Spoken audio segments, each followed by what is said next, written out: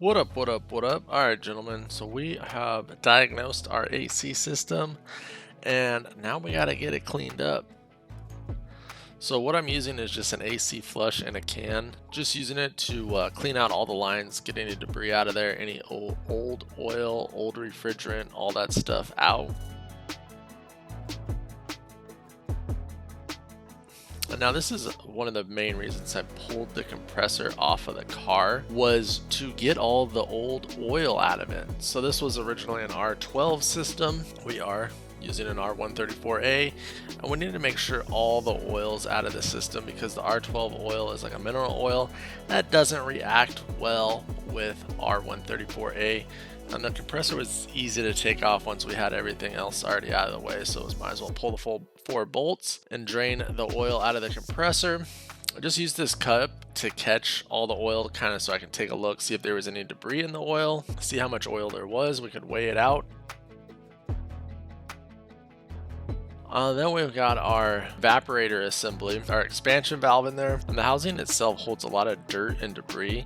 I was pulling pine needles out of there. The dirt, it was thick. If you're doing this, not a bad idea to pull this out, get a new expansion valve on there anyways, because you're going to see here in a minute that we have some trouble with this. There's some corrosion in that expansion valve. If you would have just not changed it out and kept it in place, we probably would have trouble down the road with our AC system. So just disassembling everything.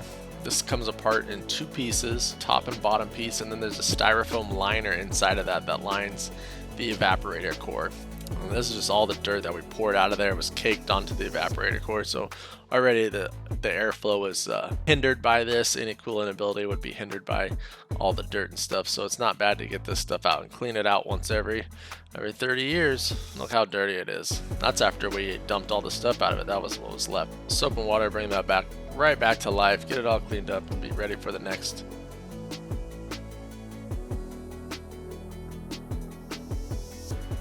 Alright, so here's our evaporator assembly, and the expansion valve is right there, and it's covered in this stuff called cork tape.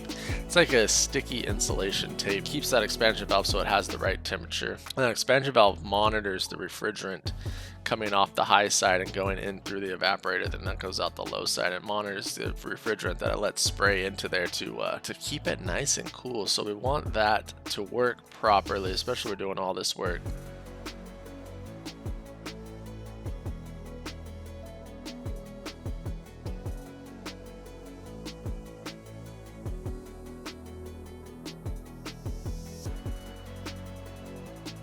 When I was taking it apart, if you can't tell, we started having a little bit of trouble. That expansion valve did not want to come off of here. This is all aluminum too, so while trying to turn that off, there's not really anything to grab it, but it should have popped off of there a lot easier. This is the thing I had the most trouble with. And as you try to get it to break loose, it starts to bend that aluminum piping, which I was not thrilled about. And then also we brought in backup to help hold that so we could break it loose, but I just could not get this thing loose. And then also while you're doing it, not only is it bending that piping, but it's starting to beat up on the evaporator itself. Even use some heat to see if we can get it to expand. No budging. So what ended up happening with this expansion valve is those threads that met the evaporator right there is full of corrosion. So there's a good chance that expansion valve itself was no good and there was corrosion inside of that. Because you got to remember, in this system, when we diagnosed it, there was a high pressure problem in this system that made the high pressure relief valve pop. After seeing this expansion valve and the trouble that it gave us, I'm assuming that it was stuck closed with, there was some contaminants in the line, and this thing was seized to the piping. And I actually just, after I fought it for like about an hour, I actually just snapped it off because I had enough of it and I wasn't going to use this evaporator at this point, because of how much it had flexed that line back and forth. And you can see how we'd shoot up on that expansion valve trying to get it to break loose. We could not get that loose. I could not get that expansion valve loose.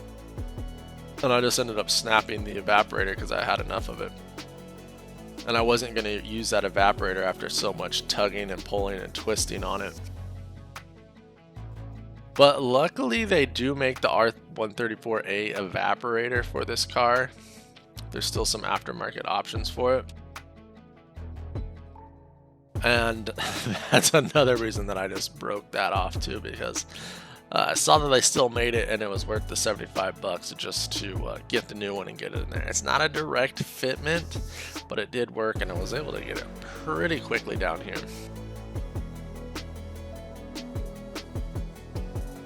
Alright, so here is our high pressure relief valve that we're putting in to our high pressure line, our discharge line off the AC compressor, replacing the one that was open and blown out with the new one.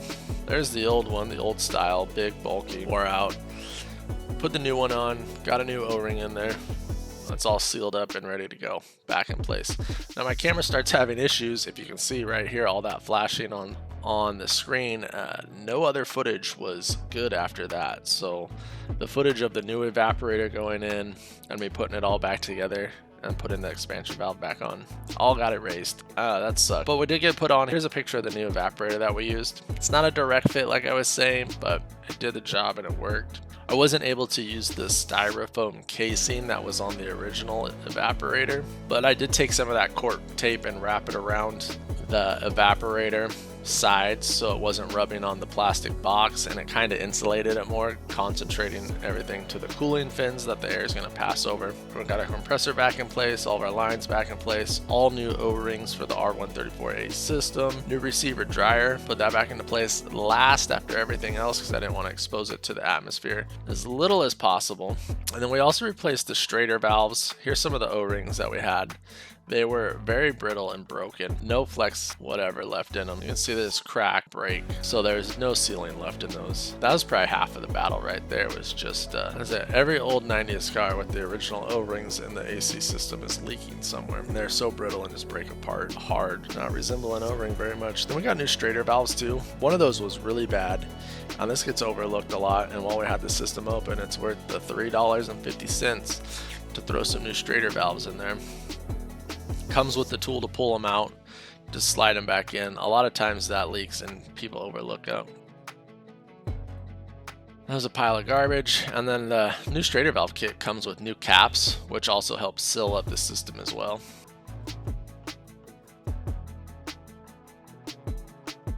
There's the new O-rings.